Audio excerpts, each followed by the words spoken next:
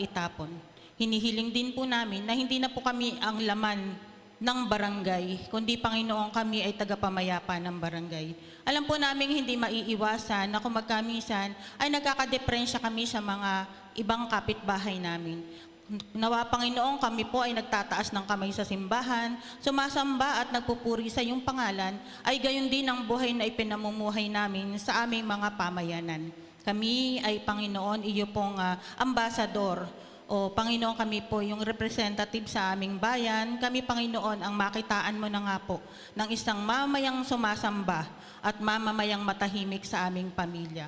O Diyos, kami po ay tagapamagitan at hindi po mga marites. Dalangin po namin na pigilin mo ang aming labi sa hindi magaganda, Panginoon, na lumalabas upang hindi na po makasilbi pa sa pag-aaway ng aming pong mga kapitbahay. Alalahanin po namin na sa bawat pagkakataon, kami Panginoon ay iyo pong lingkod kahit wala po sa simbahan. Bigyan mo kami ng isang matapat na ugali at integridad na kung ano po kami sa simbahan ng aming pinagsisilbihan, ay gayon din kami sa pamahalaan ng aming pong pamayanan na aming pong kinabibilangan. O Diyos, bigyan niyo po kami ng patuloy na pananalig sa iyo upang kung mayroon mang pagkakataon na kami po'y magagalit sa sinuman, kami bilang mamamayan ay maiisip po namin na wala po kami dapat maging outstanding na utang sa aming kapitbahay, kundi sa utang na kami ay magmahalan. Kaya Panginoon, sa puntong ito, itinataas ko po ang lahat ng aking mga kababayan na sa kanila po, Panginoon, ipasaganain mo sa isip, sa diwa at sa lahat ng uri ng espiritual na pagpapala kay Kristo ang mga tao na umaasa sa iyo kailanman ay hindi niyo bibiguin. Pagpalain mo kaming tunay. Ito po ang aming pagtatalaga bilang mga lingkod na mamamayan ng Kalumpit, hindi lamang po pastor o leader, kundi mga anak mo dito po sa Kalumpit, sa pangalan ng Ama, ng Anak, at ng Espiritu Santo. Amen.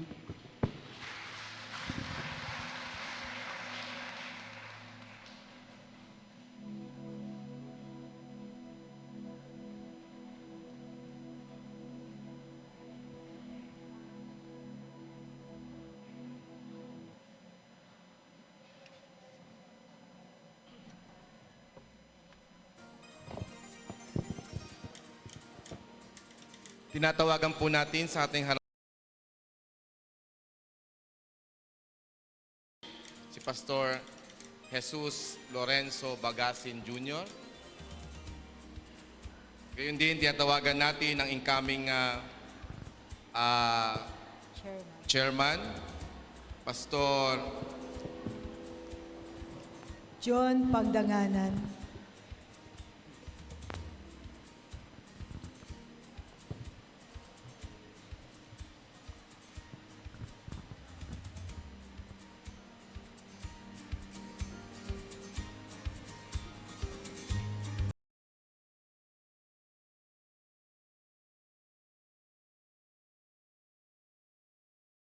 presented to Pastor Jesus Lorenzo Bagasin Jr.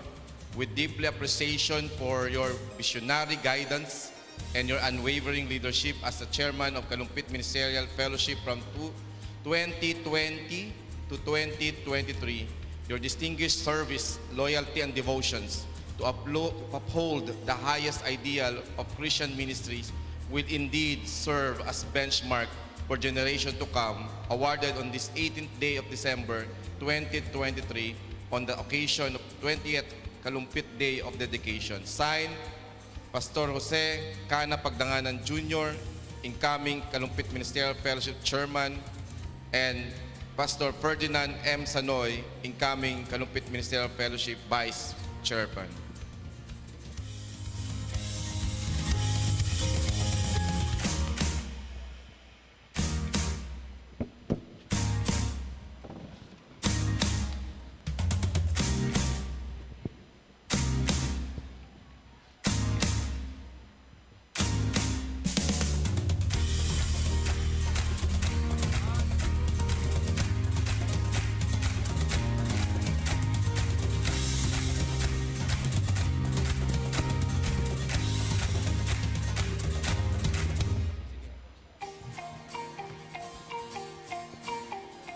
The same plaque of appreciation is presented to Pastor Liu Martin Cruz Teodoro, as a Vice Chairman of Kalumpit Ministerial from 2020 to 2020. May I request Pastora Mina to receive the plaque.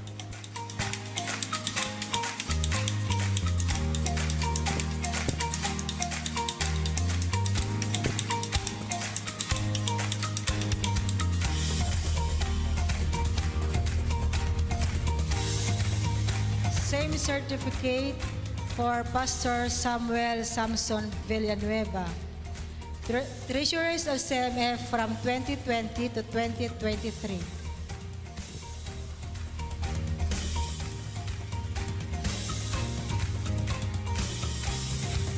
Same plaque of appreciation is presented to Pastora Lilet Alcaraz Paleg, Auditor of Kalumpit Ministerial Fellowship from 2020 to 2023.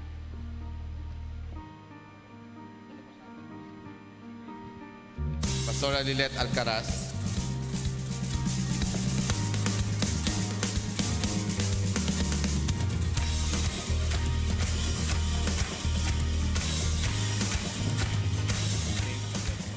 Same plaque of appreciation is presented to Pastora Mininabong Tolentino as PRO of CMF from 2020 to 2023.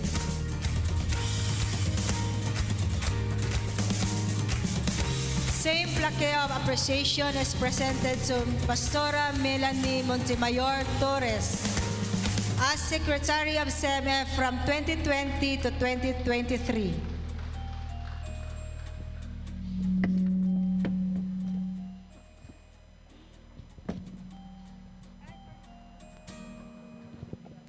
Pastora Mini.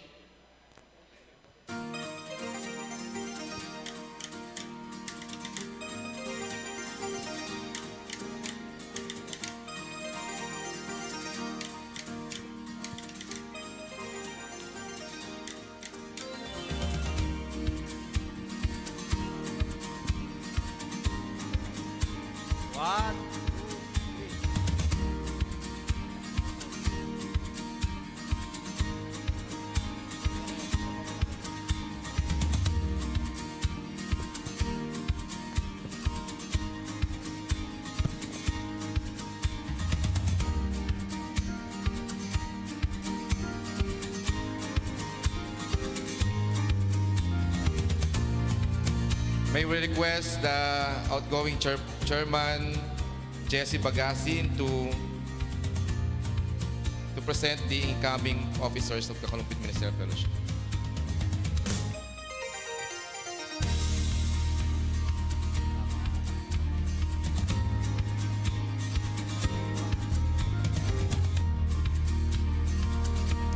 Ayan po, kami po ito po yung last event na po namin as officers po ng Kalumpit Ministerial Fellowship.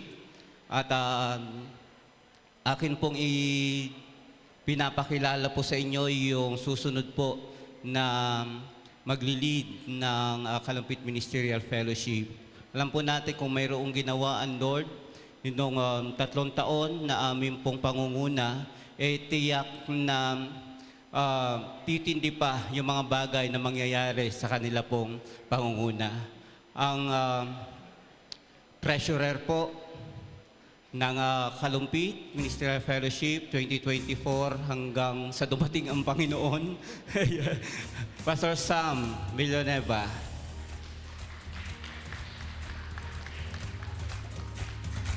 At ang secretary po, Pastora Lani Torres. Palapakan po natin ang Panginoon.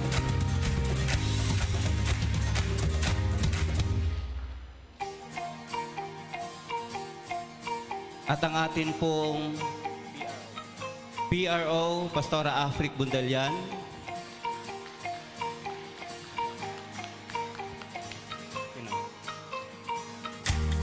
Auditor po natin, Pastora Rose.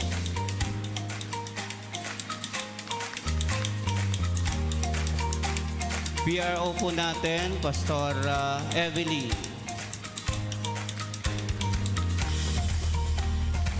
Ayun, puro mga kabataan po ngayon yung magli-lead. Malalakas pa po iyan.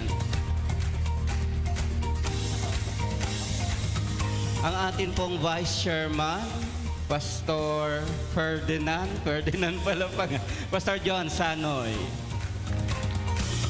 At ang mangunguna po, ang maglilid po ng Kalumpit Ministerial Fellowship, Pastor John Pagdanganan. Palapakan po natin ang Panginoon sa buhay po nila, na sila po'y mangunguna.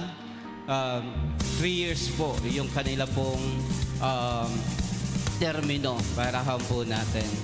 Pero pwede po ba na ang bawat isa ay tumayo at ipanalangin lang po natin po sila sa kanila pong mga posisyon na patuloy silang gamitin ng Panginoon para ma-unite ang body, ma-edify ang body, at ang body ng Panginoong Jesucristo ay umapekto talaga ng matindi sa bayan po natin. Sige, sabay-sabay po tayo. 1, 2, 3, begin. Oh, hallelujah. Sige, start po kayo ng declaration. Lord, salamat sa buhay ng iyo pong mga lingkod na iyo pong itinalaga para pangunahan ang iyong katawan dito sa bayang Kalumpit. Alam po namin hindi madali ang manguna. Pero dahil ikaw ang tumawag sa kanila, sila iyo pong tutulungan, gagabayan, at ibibigay ang kanilang kakailanganin upang ang iyong kalooban ay mangyari, Panginoon, sa bayang Kalumpit at sa bawat iglesia, Panginoon, na naririto sa bayang ito. And Lord, alam po namin na ang karunungan, lakas pangangatawan, estratehiya, mga plano mo, Panginoon, Lord God, ay kanila po, Panginoon o Diyos, maisasakatuparan, Panginoon. At hayaan mo aming Ama, ng pangunguna ng banal na Espiritu, ay patuloy, o Diyos, na mamalagi sa bawat isa po sa kanila, Panginoon. Dalam po namin sa 3 taon na ito, dakilang bagay pa ang gagawin mo, Panginoon, sa kanila pong pangunguna. Ito ang aming pong dalangin sa tayong pangalan ng aming Panginoong Hesus. Amen. Amen.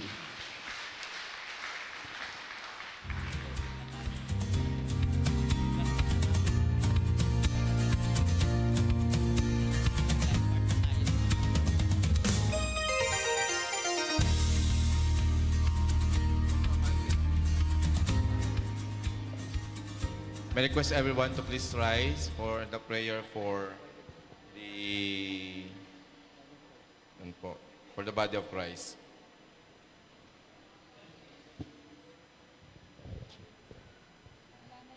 Panalangin po nating sama-sama ang unity in the body of Christ. Ama naming Diyos na makapangyarihan sa lahat, nagpapasalamat po kami sa gabing ito at narinig po namin ang kahalagahan ng unity in the body of Christ. Narinig po namin ang pangangaral ng aming guest speaker kanina, si Pastor John Pagdanganan. Narinig po namin na without unity, there will be no victory. Without unity, there will be no revival in the body of Christ. Without unity, yung pong blessing na aming hinahangad, hindi po namin makakamtan.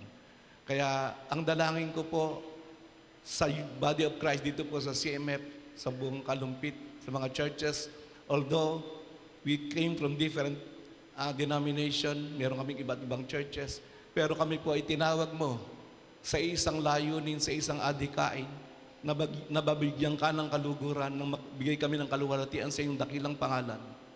Tinawag mo po kami para sama-sama, nagkakaisa, na ipangaral namin ang mabuting balita ng pagliligtas ng aming Panginoong Hesus. Upang ang mga tao dito, hindi lamang dito sa bayan ng Kalumpit, kundi sa lahat ng lugar na maabot po namin, mahikayat namin lumapit sa iyo, manampalataya sa iyo, sumunod at maglingkod sa iyo. At naniniwala po kami, ang sikreto ng pagpapala ay ang pagiging malapit namin sa iyo. Kung malapit kami sa Diyos, malapit din ang pagpapala sa amin. Kaya nagpapasalamat po kami, kaya ang dalangin ko, maski po yung bago pong talagang offices ng amin pong CMF sa kasalukuyan, yung tandem po ng dalawang John Pagdanganan at John Sanoy bilang President and Vice President, ang amin pong Treasurer, si Pastor Sam, ang aming Secretary, si Pastor Alani, ang amin pong auditor na si Sister Rose, at ang mga PROs po namin si Pastor Evelyn Ocampo at si Pastor Afric. Lord, dalangin ko na kung paano pong nung nakaraang 3 taon na naging masigasig po yung mga nakaraang pamunuan, na mahikayat po at ma-motivate ang bawat isa na magkaroon ng unity in the body.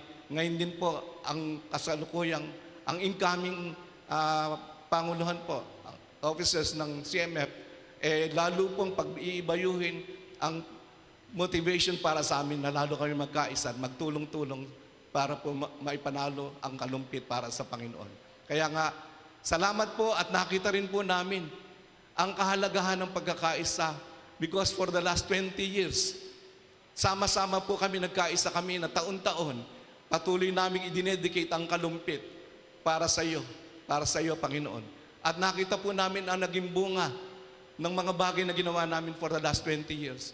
Yung pong mga report kanina na aming narinig, nagkaroon, ginagawang kasalukuyan daw po yung, although hindi ko nakikita, yung palengke, gagawin din po yung district hospital, nagkaroon po tayo ng Jollibee, nagkaroon po tayo ng Pure Gold, at noong nakaraang Biyernes, pinasinayaan ng McDonald's. Lord, ang mga bagay na ito ay proof, ebidensya po na meron kang ginagawang maganda sa aming bayan. Kaya nga, ang dalangin ko po na magkaisa pa rin po, magtulong yung body of Christ dito, ang mga churches, kasama po ng aming pamahalaan, mga government official, simula po kay Mayor Lem at ang kanyang mga kasamahan, mga opisyalis dito, na talaga magkaroon magandang pagkakais, magtulong-tulong para yung inaasam po naming magandang buhay ng mga kalumpitenyo ay makakamtan po ng bawat isa. Kaya ang dalangin ko nga po, ang bawat pamilyang taga-kalumpit, ang bawat kalumpitenyo, mararanasan namin ng pagpapala mo, ng bawat isa, pagpapalain mo, pagsasaganain mo, paul na rin mong buhay at pagyayamanin po ang bawat isa. Maraming salamat po. Ito po ang aming panalangin sa mga pangyarihang pangalan ng aming Panginoong Hesus. Amen. Sige po, tayo po'y makakaupo na. Opo. Sa oras po na ito ay inaanyayahan po namin ng bawat pastors, ng bawat local church, kasama ang iyong mga leaders ng iyong iglesia, representative ng iyong iglesia, na magkakaroon po tayo ng covenant signing, righteousness in unity, kasunduan ng pakikipagkaisa ngayong ika-18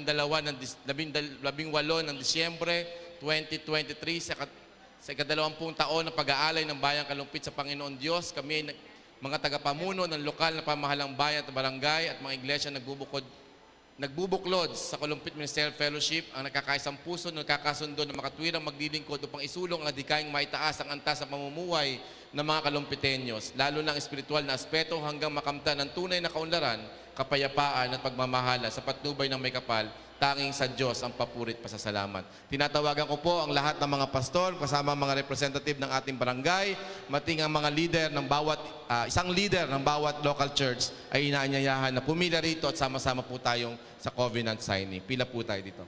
Yung pentel pen po, mga kapatid.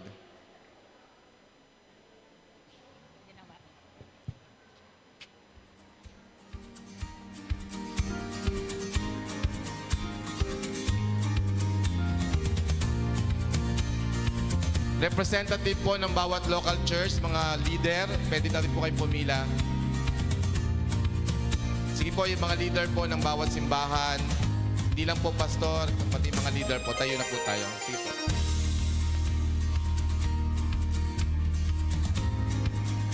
Pila na po tayo dito. Pila lang po, isang pila po, dalawang pila.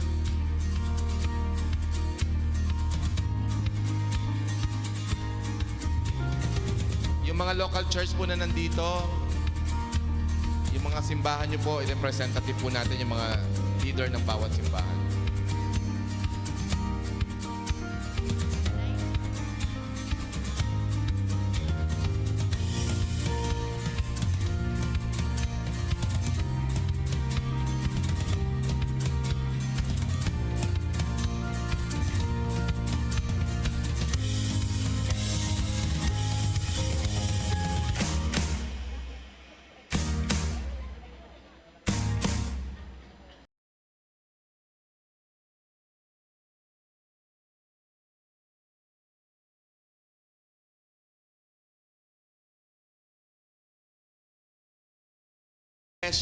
Bilang isang komunidad at bilang isang bilang isang body of Christ sa bayan ng Kalumpit na sama-sama tayo naniniwala na sa panalangin at sa pagkakaisa natin may mangyayaring maganda sa ating bayan. Amen po ba doon?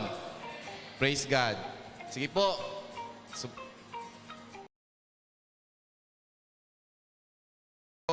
Ng ating programa,